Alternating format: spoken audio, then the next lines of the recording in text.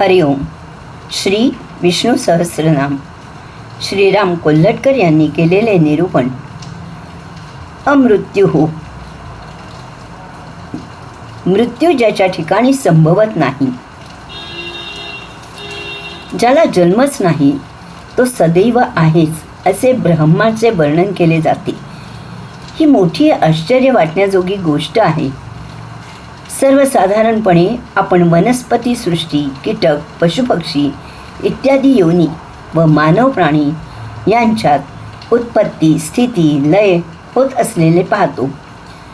जन्म बघतो, जीवन जगताना पाहतो आणि मृत्यूही पाहतो.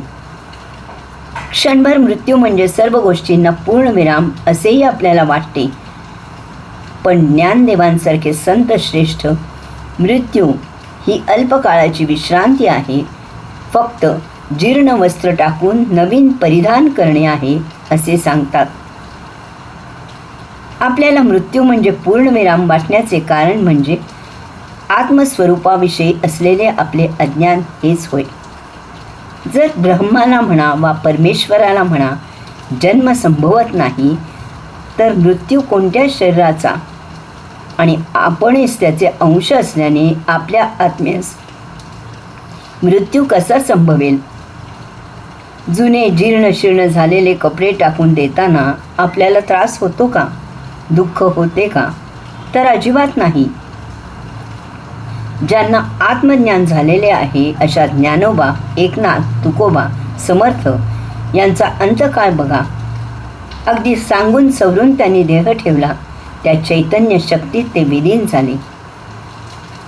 आम्ही जातो आमुच्या गावा, आमुचा राम राम घ्यावा असे मोठ्या आनंदाने सांगून गेले.